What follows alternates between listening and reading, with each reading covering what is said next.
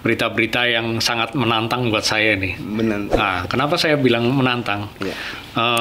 Karena dari berita inilah saya bisa langsung lakukan perbaikan-perbaikan apa yang kita perlukan untuk supaya hal-hal yang seperti di berita ini tidak terjadi lagi. Udah jadi berapa persen pastinya gitu masyarakat iya. Banten yang sudah terdaftar di BPJS yang memiliki BPJS Ketenagakerjaan. Ya, makasih Kang Benny. Jadi kita memang masih ada PR dan ini saya berkomunikasi intens dengan pemerintah daerah ya, baik provinsi maupun kabupaten. Sebenarnya total coverage kita di Provinsi Banten itu sekitar 46%, baru 46%. Sampai hari ini? Sampai hari ini. Tapi sebetulnya itu sudah terjadi lonjakan yang luar biasa sejak tahun 2023. Jadi terutama di sektor informal ya, atau yang kita sebut dengan pekerja bukan penerima upah atau BPU itu.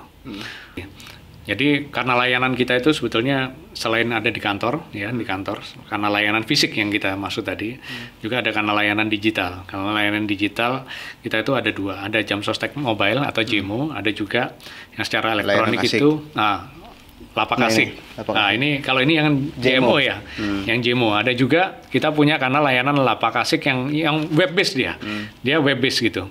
Saya menjamin sebagai kepala kantor wilayah di Provinsi Banten, BPJS Ketenagakerjaan, saya menjamin seluruh peserta yang datang ke kantor BPJS Ketenagakerjaan selama jam pelayanan kami jam 7.30 sampai jam 15.30 kita akan layani secara tuntas.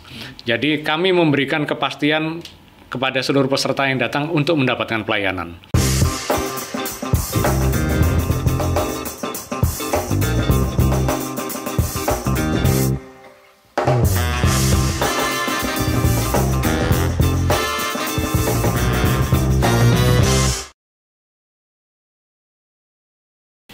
Assalamualaikum warahmatullahi wabarakatuh.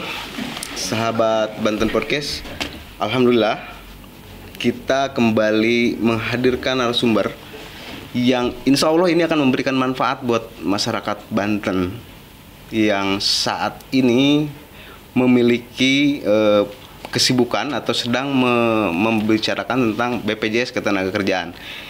Alhamdulillah telah hadir di studio kami Pak Kunto Wibowo.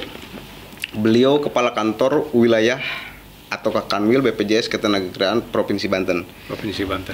Begitu Pak ya. Selamat datang Provinsi Pak Kunto. Banten. Ya, thank you. Makasih. Terima kasih sudah meluangkan sedikit waktu di kami dan mudah-mudahan 30 menit ke depan kita bisa Pak Kunto bisa memberikan informasi yang saya yakin sangat penting buat masyarakat Provinsi Banten, Pak. Kita mulai dari analisis pemberitaan yang kami peroleh, Pak. Ya. Ini cuplikan-cuplikan berita yang kami rekap. Nih, Pak, ada persoalan di BPJS. Antri dari pukul dini hari. Puluhan. Ada apa sebenarnya, Pak, di BPJS Ketenagakerjaan Provinsi Banten ini, Pak? Ya. Ini ya di salah satu kantor cabang kita ya. Ya, cabang Serang, ya? Pak. Cabang Serang ya, cabang Serang yang di depan Radar Banten itu ya kalau nggak salah ya, ini ya lokasinya. Ya, saya pertama-tama terima kasih nih udah kesempatan hari ini kita bisa melakukan podcast bareng-bareng nih sama Kang Benny untuk bahas sedikit boleh. Masalah ini ya, headline masalah di nih, koran. ada headline ini ya. Kemarin dan hari ini luar biasa masif nih berita-berita yang sangat menantang buat saya nih. Menantang. Nah, kenapa saya bilang menantang? Ya. Karena dari berita inilah saya bisa langsung lakukan perbaikan-perbaikan apa yang kita perlukan untuk supaya hal-hal yang seperti di berita ini tidak terjadi lagi. Jadi saya terima kasih banget nih pada masyarakat Banten yang sudah, dan teman-teman media ya tentunya yang sudah memberitakan ini, sehingga saya jadi tahu nih, oh ada hal apa yang perlu saya perbaiki sebagai kepala kantor wilayah. Walaupun ini terjadinya di cabang ada kepala kantor cabangnya sendiri.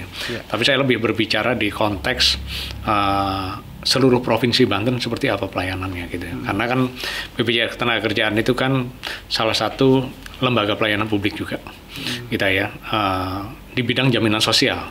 Bidang jaminan sosial berarti kita melayani seluruh masyarakat, termasuk masyarakat di Provinsi Banten secara keseluruhan, bukan hanya di Kota Serang aja tentunya gitu ya.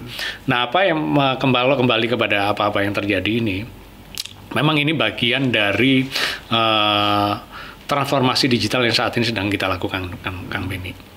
Transformasi digital itu memang sudah kita mulai sejak tahun 2022 dengan adanya kanal layanan digital yang namanya Jam Sostek Mobile atau JEMO gitu JEMO. Jam Sostek Mobile. Jadi aplikasi yang ada bisa diunduh di Android maupun di iOS. Dan sebetulnya kanal-kanal itu adalah kita siapkan untuk mempermudah pelayanan kepada peserta sebetulnya. Sehingga apa? Sebetulnya peserta nggak perlu datang pagi-pagi. Tadi ya jam 2. Ngeri banget tuh. Saya masih mimpi-mimpi tuh. Bangun dari mimpi ngeliat yang beginian nih. Kan jam 2 dini hari itu waktu saya mimpi itu masih mimpi-mimpi itu kan. Nah, kenapa kita siapkan kanal-kanal layanan seperti digital dan elektronik seperti Jam Sostek Mobile? Kita punya juga kanal layanan lapak asik online. Itu sebetulnya untuk memudahkan masyarakat, supaya masyarakat nggak perlu nih kayak gini nih, datang ke kantor sampai pagi-pagi hanya untuk ngantri dan lain sebagainya. Nah, namun kami menyadari bahwa hal ini perlu disosialisasikan lebih masif lagi ya tentunya, terutama di daerah-daerah yang mungkin agak jauh dari Kota Serang ya. Misalnya di daerah Lebak, daerah Pandeglang ke sana, misalnya ke Binuangan lah katakanlah, atau dimanapun di kecamatan dan desa manapun. Ini kan kebanyakan orang yang datang kan yang dari jauh ya. Mungkin ini tidak mendapatkan informasi. Betul. Atau seperti apa? Karena saya sering melihat ini masih sering terjadi keramaian-keramaian gitu. Artinya Pak Kanwil udah berapa lama di Kanwil Banten? Ya, saya sebetulnya 1 tahun. Ini tepat 1 tahun ini. Tepat 1 tahun ini, dan saya senang nih dapat informasi seperti ini. Jadi saya ngerti kondisinya seperti apa. Atau mungkin masyarakat yang tidak membaca informasi minimnya literasi digital itu ya. Nah, memang harusnya sebenarnya nggak mesti ada kejadian-kejadian seperti itu ya. Harusnya. Ada aplikasi benar. Tidak harus datang, tapi tidak kemudian harus datang. Orang bisa menggunakan HP-nya aja untuk melakukan klaim. Nanti aplikasi hadirkan, tampilkan. Ya. Di situ semua ada ya? Semua ada, mulai proses pendaftaran, orang mau menjadi peserta, informasi, sampai dengan proses klaimnya semua ada. Semua apa yang dibutuhkan oleh peserta ya? Betul, Kang Beni. Apa aja Pak yang kebanyakan JKM terus layanan? Semua ada. Jadi bukan hanya JKM dan JKK ya, atau jaminan kematian dan jaminan kecelakaan kerja, tapi juga jaminan hari tua. Nah, di sini nanti orang datang ke kantor kami itu 90% melakukan klaim jaminan hari tua untuk mencairkan simpanannya atau dana jaminan hari tua yang memang dia tabung sejak mulai awal bekerja gitu kan. Dalam periode tertentu setelah dia nggak kerja, biasanya dia mau ambil saldo JHT-nya. 90% orang yang datang ke kantor kami itu sebetulnya proses klaim jaminan hari tua. 90%? 90%. Jadi bisa saya katakan bahwa sebetulnya orang melakukan klaim JHT nggak perlu datang ke kantor kita. Cukup melalui aplikasi Jam Sostek Mobile. Nanti ke depan kita kembangkan terus sehingga sampai proses pencairan pembayaran segala macam. Sampai pencairan pembayaran hanya 5 menit prosesnya. Coba bayangin kan. Berapa jam orang datang dari Lebak, daerah Pandeglang yang ujung sana sampai ke Serang, Kota Serang, mungkin berapa jam ya? Pasti lebih dari setengah jam kan? Sementara kalau dia klaim melalui aplikasi JEMO, bisa. Dalam pemberitaan ini kan mereka yang antri itu memang kebanyakan datang dari luar daerah Kota Serang. Betul. Dari Munjul, dari Pandeglang, dari Baya, dari Malingping. Iya. Nah, bagaimana misalkan apa sih yang sebenarnya kan ada BPJS itu tidak hanya di cabang Serang. Ya. Sudah ada berapa cabang di Provinsi Banten untuk misalkan di makasih nih, ini bagus nih, pertanyaan bagus. Kita siapkan kanal-kanal layanan itu memang sebetulnya sudah mendekati masyarakat. Jadi di area Banten Lama ya, kami selain di kantor cabang di Kota Serang, kami memiliki kantor cabang di Pandeglang ada 1 kantor cabang. Ada. Kemudian di Lebak ada 1 cabang. Kemudian di Cikande ada 1 dan di Cilegon. Jadi sebetulnya ada berapa? Ada empat ya, ada 4 kantor cabang yang bisa melayani. Jadi sebetulnya 5 sama Samsat Serang berarti. ya 5 dengan Serang. Jadi sebetulnya orang nggak perlu yang dari Lebak nggak perlu nih datang ke Serang, cukup ke kantor kami yang ada di Lebak. Dari Pandeglang demikian juga nggak perlu nih datang ke kantor Serang. Jadi cukup datang ke kantor Pandeglang, lebih dekat itu kan, lebih dekat sehingga bisa dilayani dengan lebih cepat juga. Orang nggak perlu datang mulai pagi ke kantor kita. Tapi kami menyadari gini, Kang Beni, ada orang yang sudah coba nih pakai aplikasi Jemo, tapi dia gagal klaim. Bisa tuh, seperti itu. Karena apa? Karena biasanya datanya nggak lengkap. Jadi database-nya ada yang kurang. Jadi saya juga menghimbau juga kepada masyarakat di Banten ini supaya lebih peduli terhadap data. Dicek lagi nih data yang didaftarin ke kita udah cocok atau belum dengan data yang ada di Adminduk ya. Di data kependudukan itu udah cocok. Karena kalau nggak cocok, dia pasti gagal nih di aplikasi Jemo. Betul, ada proses verifikasinya. Tapi kalau gagal, bukan berarti nggak bisa klaim. Ya orang harus datang ke kantor cabang. Ya, datang ke kantor cabang. Yang penting ini tadi ada berita bahwa orang kesulitan, orang sampai 2 kali, 3 kali datang, gitu ya. Takut nggak dapat nomor antrian. Masyarakat nggak usah takut. Saya jamin sebagai kepala kantor wilayah bahwa semua orang yang datang ke kantor kami pasti akan terlayani. Jadi nggak perlu datang pagi-pagi banget. Udah datang aja sesuai jam layanan kita. Kita udah buka mulai jam 7.30. Ya, biasanya jam 6 itu kantor gerbangnya udah dibuka nih. Tapi kita baru buka pelayanannya jam 7.30 sampai jam 15.30. Kita akan layani terus. Jadi orang nggak usah datang subuh-subuh jam 2 pagi, nggak perlu. Jadi datang aja sesuai jam layanan jam 7, jam 7.30. Datang jam 10 pun tetap akan kita setiap kantor cabang dekat masing-masing. Betul. Yang jelas saya akan memberikan kepastian bahwa orang yang datang pasti akan terlayani. Dan apabila melakukan klaim, pastikan dokumen yang dibawa sudah lengkap. Nah, karena sering kali gitu, Kang Beni, orang datang nih, datanya dokumennya nggak lengkap nih. Misalnya orang mau klaim jaminan kematian. Kalau jaminan kematian syaratnya kan harus ada surat kematiannya harus ada dong, yang membuktikan itu kan.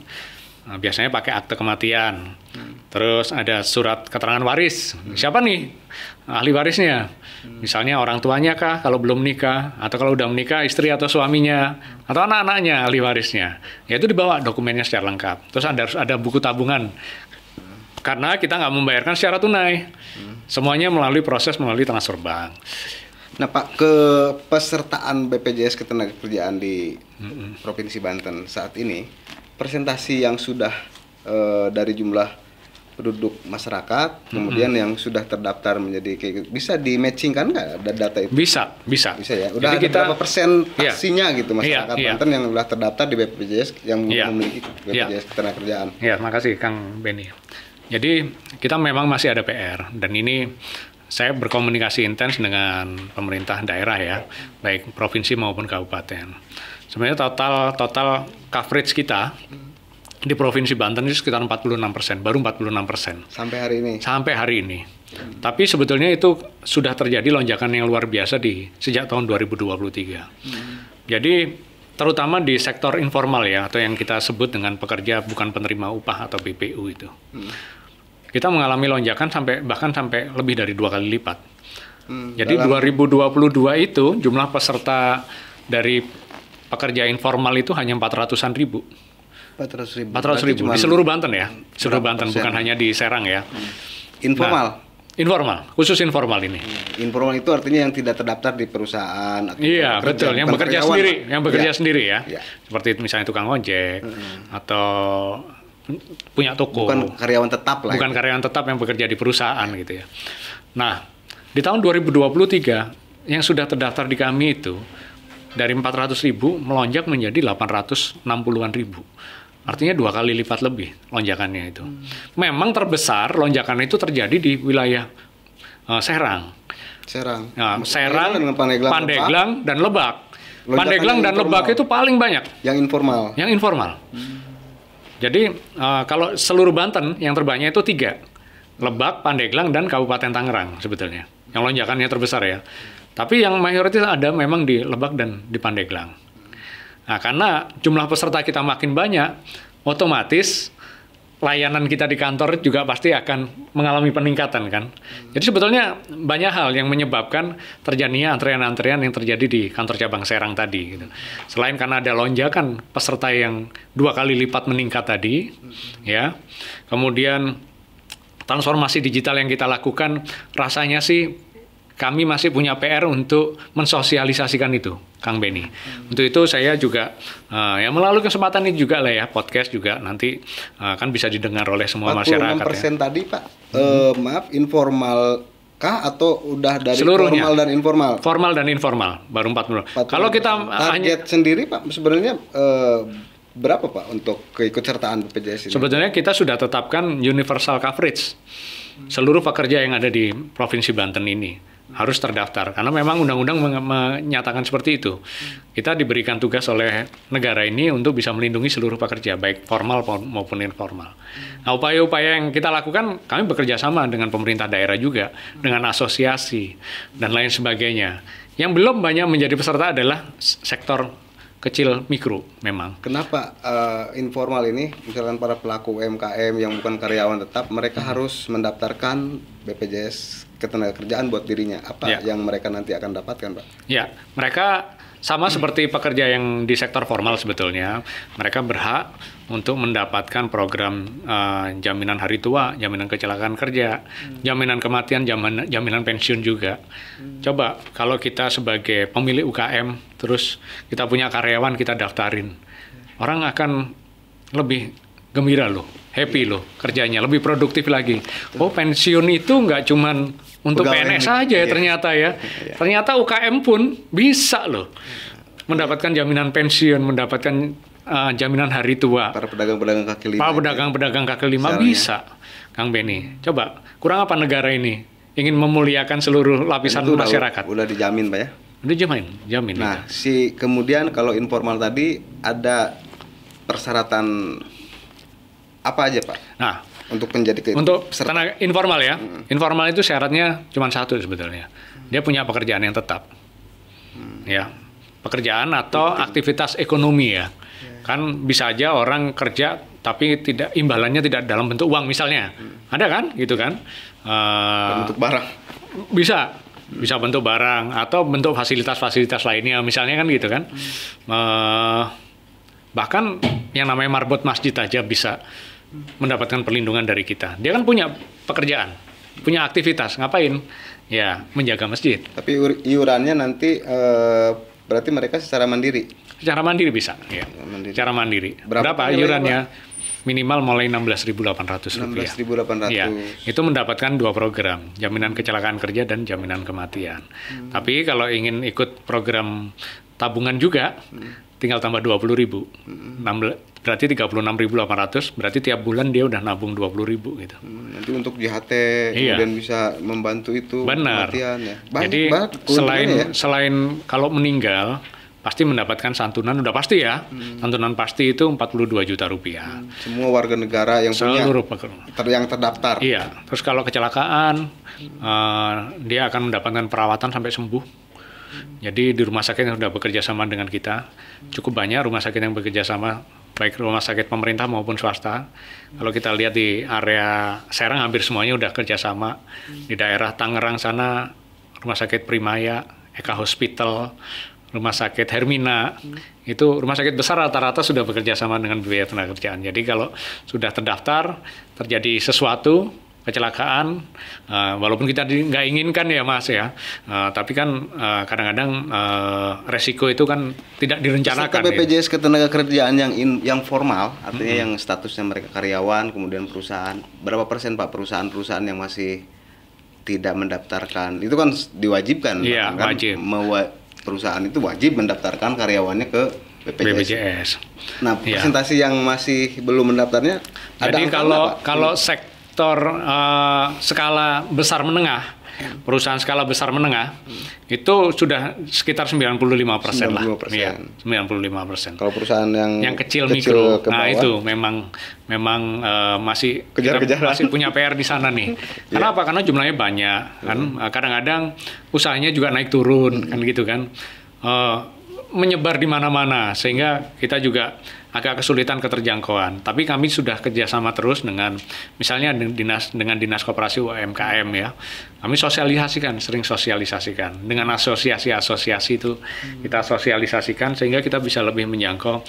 Seperti besok Bank Indonesia ada acara nih di daerah Tangsel gitu ya. Ya kami dilibatkan. Kita bekerja sama dengan Bank Indonesia juga untuk bisa mensosialisasikan kepada sektor-sektor kecil mikro maupun UMKM. Kalau yang dilakukan misalkan sosialisasi ini terhadap wilayah-wilayah pelosok, kalau di perkotaan saya yakin sih mereka melek karena kebutuhan buat kitanya sendiri kan, buat masyarakat sendiri. Nah, bagaimana misalkan BPJS membantu tersosialisasikannya ke wilayah pedesaan, karena Banten ini kan wilayah pedesaannya banyak. Pak. Betul, wilayah desanya luar biasa banyaknya.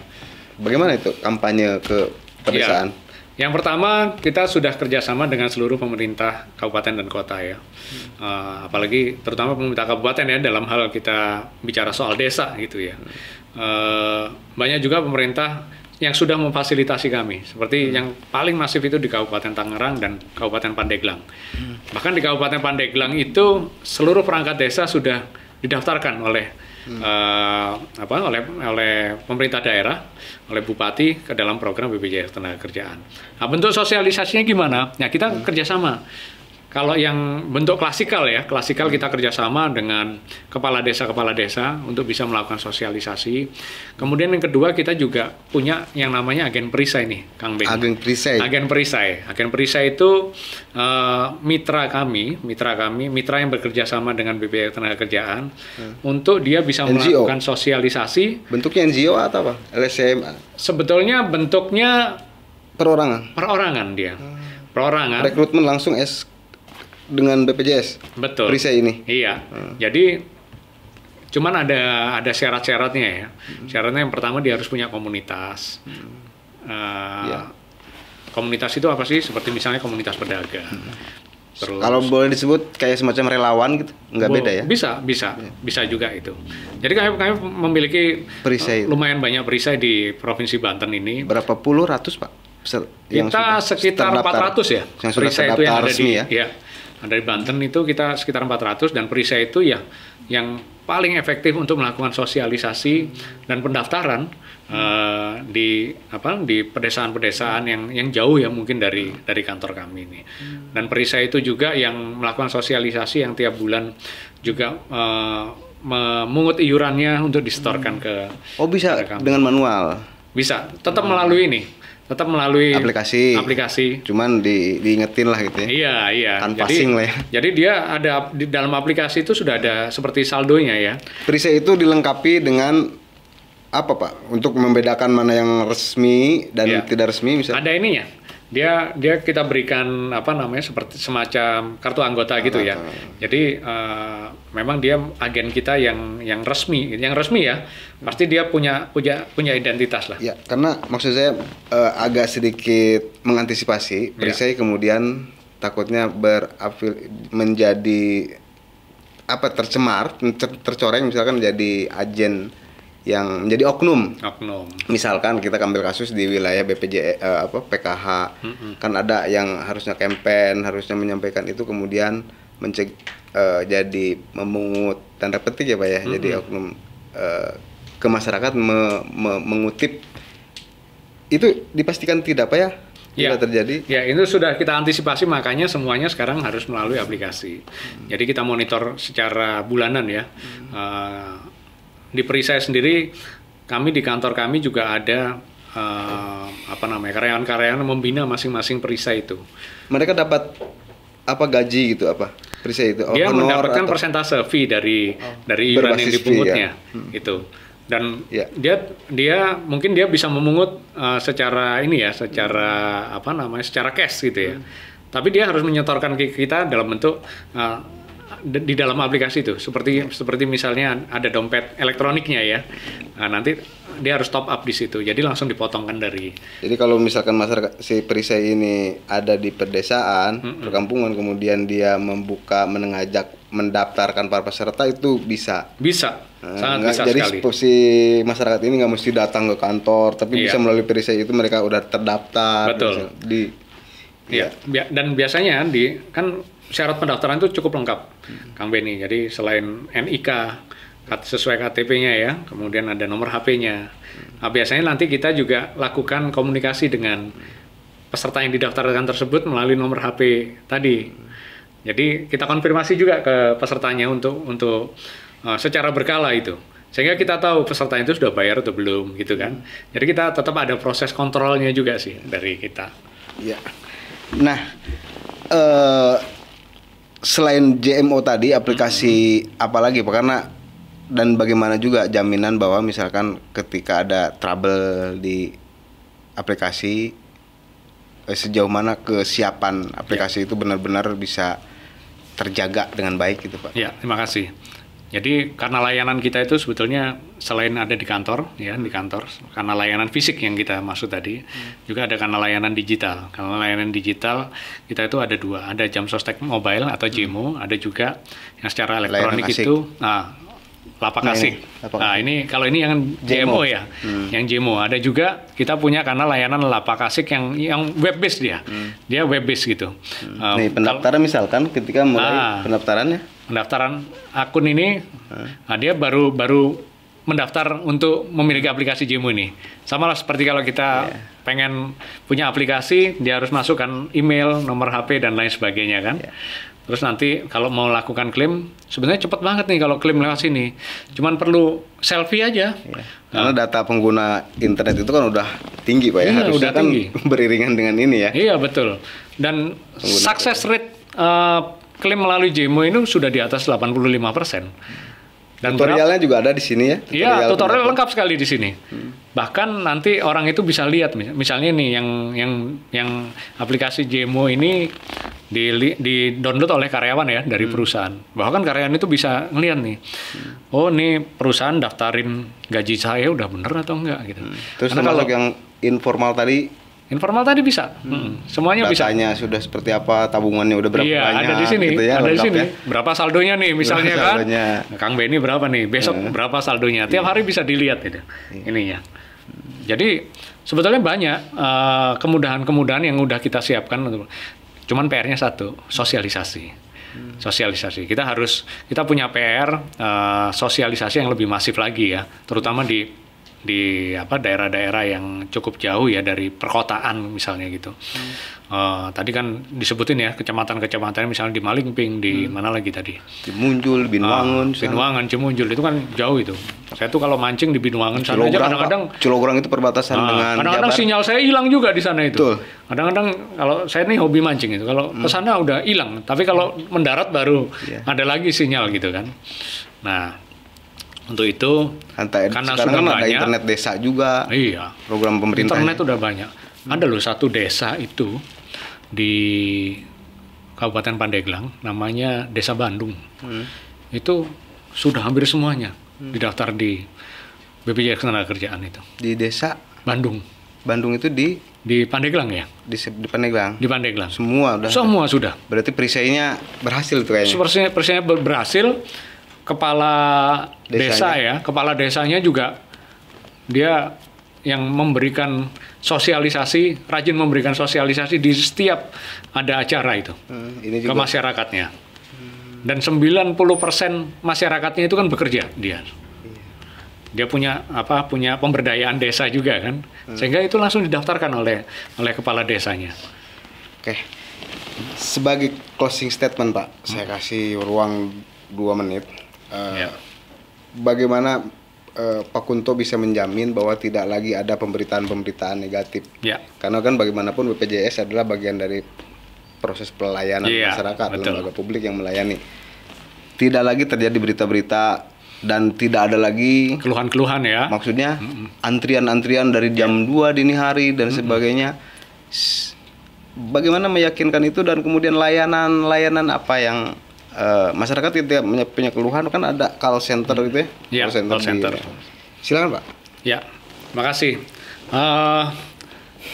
Terima kasih bagi seluruh masyarakat di Provinsi Banten, khususnya di Serang. Kami menghimbau supaya jika melakukan klaim tidak perlu datang terlalu pagi sampai dini hari ke kantor BPJS Ketenagakerjaan. Saya menjamin sebagai kepala kantor wilayah di Provinsi Banten, BPJS Ketenagakerjaan, saya menjamin seluruh peserta yang datang ke kantor BPJS Ketenagakerjaan selama jam pelayanan kami jam 7.30 sampai jam 15.30, kita akan layani secara tuntas. Jadi kami memberikan kepastian kepada seluruh peserta yang datang untuk mendapatkan pelayanan jam berapapun. Jadi tidak perlu datang terlalu pagi. Tentunya kalau datang terlalu pagi, resiko itu pasti ada, gitu ya. Resiko di jalanan ataupun resiko-resiko lainnya pasti ada. Jadi datang saja di jam-jam yang layanan kami mulai jam 7.30. Saya akan pastikan bahwa Bapak dan Ibu semua akan mendapatkan kepastian layanan. Kemudian yang kedua, langsung lakukan layanan melalui kanal-kanal yang sudah kita siapkan. Baik kanal fisik kami di kantor cabang ataupun kanal-kanal melalui kanal digital kami, melalui Jam Sostek Mobile atau JEMO maupun layanan lapak asik. Tidak perlu melalui calo. Hindarkan melalui calo. Karena semua kanal-kanal layanan itu sudah sangat memudahkan Bapak Ibu semua. Untuk itu kami berharap kami juga akan melakukan perbaikan-perbaikan layanan di internal kami, menambah personil yang ada di kantor cabang kami, sehingga Bapak dan Ibu yang memerlukan pelayanan akan mendapatkan pelayanan lebih cepat. Selain itu, jika terdapat keluhan-keluhan, silakan menghubungi kanal call center kita 175. Jadi tinggal tekan di HP itu 175, nanti akan terhubung dengan layanan call center yang ada di BPJS Ketenagakerjaan. Bebas biaya ya? Bebas biaya. Nanti di sana akan diarahkan dan segala bentuk laporan pasti akan disampaikan kepada kami untuk kami tindak lanjuti. Karena kalau nggak kita tindak lanjuti, ada SLA-nya juga itu, Kang Beni. Nanti kita juga akan dihukum. Jadi kita ada SLA-nya. Jadi ada jangka waktunya untuk menindaklanjuti itu. Jadi dalam sehari sudah harus kita tindak lanjuti. Kalau sampai besoknya, kita akan dihukum juga itu. Tagline-nya apa Pak BPJS? Kenapa? Tagline-nya? Tagline-nya, kerja keras bebas cemas. Kerja keras. Kerja keras bebas cemas. Pak Punto Wibowo, terima kasih atas kehadirannya di sini dan mudah-mudahan ini tersebar luaskan ke masyarakat, karena BPJS Ketenagakerjaan itu adalah hak dan juga sangat penting masyarakat miliki, seperti itu Pak, baik mereka formal maupun informal. Terutama yang informal. Kalau formal sudah otomatis pasti. Terima kasih atas kehadirannya. Terima kasih dan sahabat Banten Podcast, semoga ini memberikan manfaat buat kita semua. Billahi taufiq wal hidayah. Assalamualaikum warahmatullahi wabarakatuh. Waalaikumsalam warahmatullahi wabarakatuh.